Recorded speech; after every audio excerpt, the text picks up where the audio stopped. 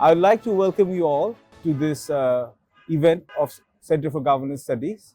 I'm Parvez Karim Abbasi, economist working at East West University, and we are honored and privileged to have Professor Dr. Titumir, again, who would be of Dhaka University, who needs no introduction. So today's topic is a weighty one, which directly impacts Bangladesh's future or Bangladesh's future trajectory, and that's about LDC graduation. And I would love to learn from what you are thinking about it, and I'll aid and abet the conversation flow. So Bangladesh's LDC graduation. So there is some consternation amongst policymakers and the intelligentsia regarding what possible effects it would have on Bangladesh's economy, because we are so heavily dependent on preferential trade agreements or duty-free, quota-free agreements. So, sir, what do you think would be a possible roadmap for Bangladesh, and how should we navigate this? What are your thoughts on this, sir? The citizens of the world wants equality of people all over the world. Absolutely. And people of Bangladesh also has a fair share in terms of waging struggles against colonization and a different form of colonization when British partitioned India. So we are a nation of aspiration. We want to live a life with dignity, with equality and social justice.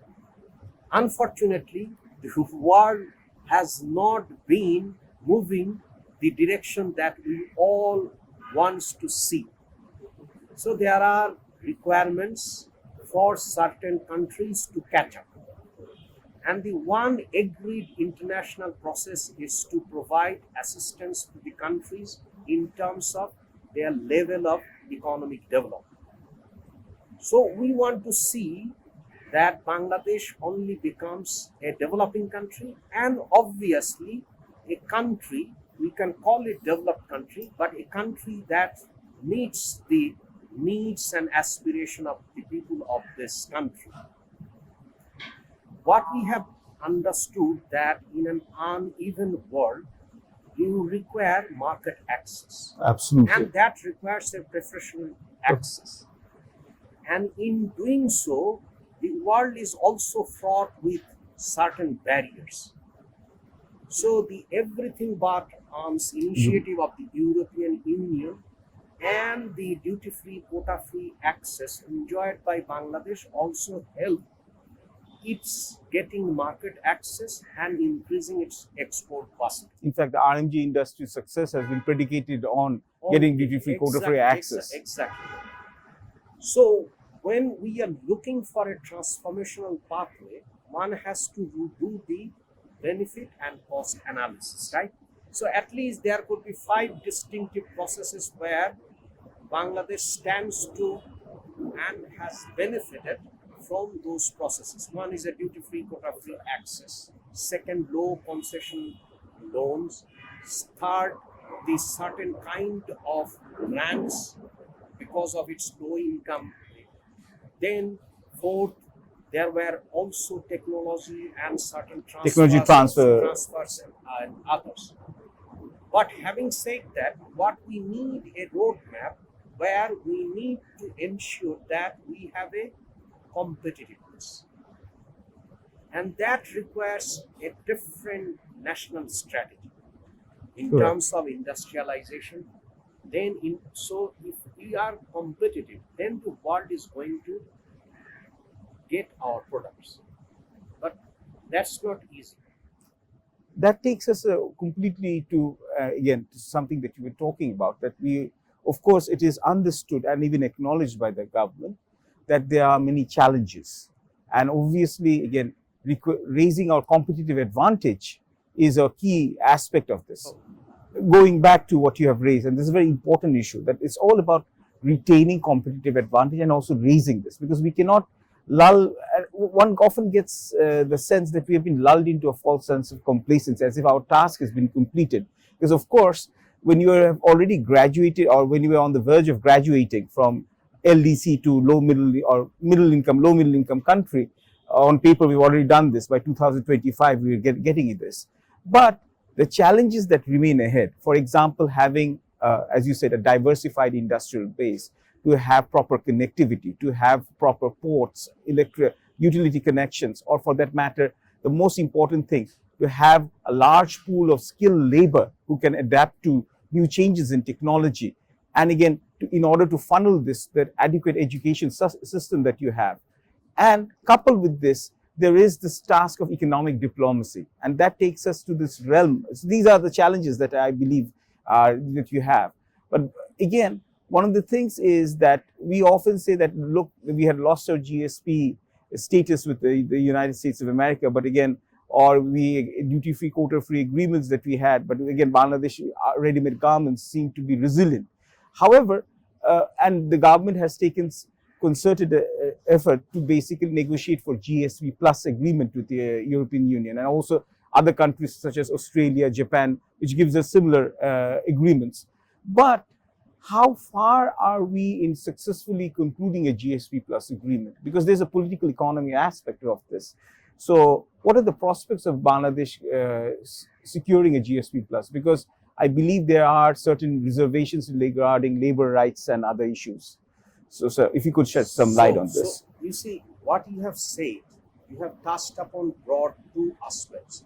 One is the domestic preparation. Correct. And secondly, how do we take advantage of our domestic preparation at the international level? But what is also important is to how do we really master that our domestic preparation in terms of having that domestic production capacity. But what is also important is to really have market access and compete with them. So you need, obviously, we need productivity enhancement so we become competitive. But the world is not like as we think it is. Correct. So it requires a lot of negotiations. And you rightly mentioned that our GSP facilities in US market has long been suspended. And we didn't see any movement of lifting that suspension. Secondly, when it comes to the GSP plus negotiation, then obviously the world would be facing with a lot of questions, and rightly mentioned that labor is one. And there are issues that are already in International Labor Organization with respect to labor rights. And there are even USMCA has been renegotiated with this exactly. Emphasizing on environment and labor rights as cornerstones. Exactly. So how do we ensure that we are prepared and we prepared with a sound basis?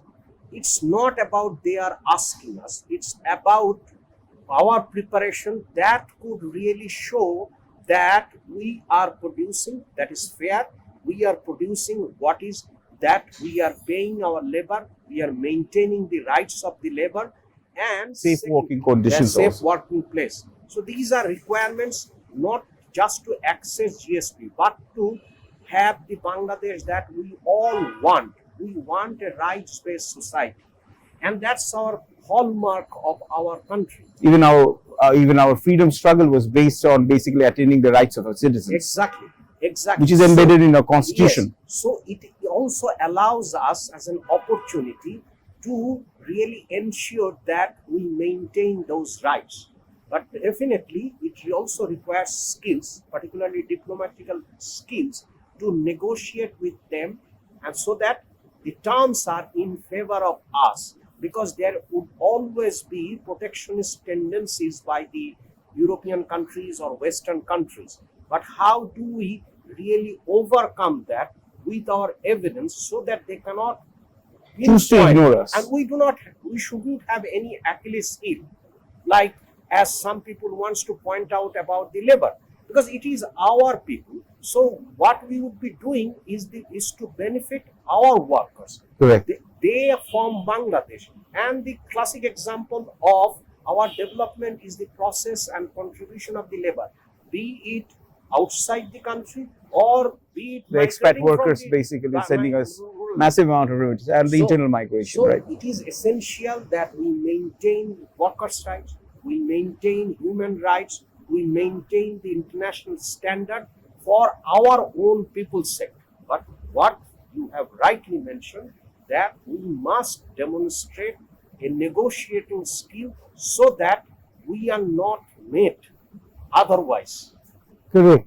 That also raises another interesting avenue that you have said, because you've touched on multifaceted aspects of this. Often, this is the one aspect of this that, again, whoever is in power, and I'm not saying only the current dispensation, often when issues of labor rights, or again when the issue of environmental quality, these are raised, it is often treated with a great degree of disdain and suspicion, or it's often seen as a great or an external conspiracy to undermine the political fabric within the country. So I believe this kind of, or what would I say, siege mentality should also, we should basically re-examine this mindset, because again, or else we cannot put our economy on a surer footing. So should there be a change in the mindset of the governing class or the policy planners? Everyone should think that people are the center of the development. So what is required is basic rights, and these are the rights enshrined in our constitution.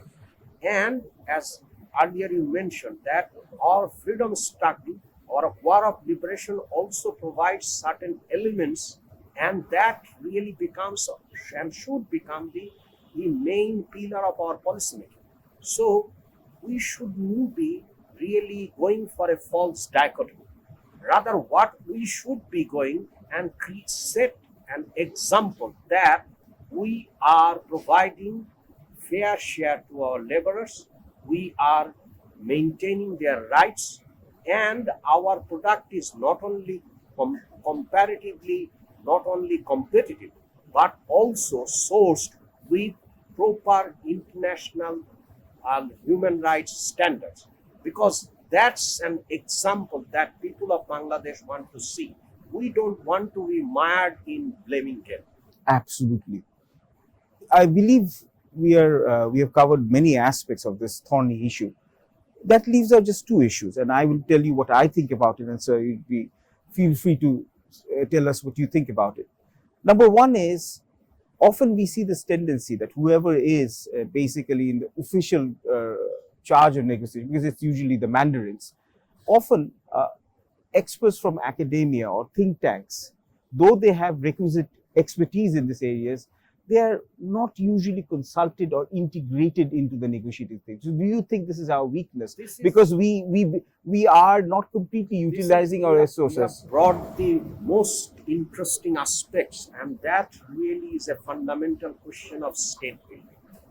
Because what is missing in the pie is the state building, and we should be really be giving a serious thought.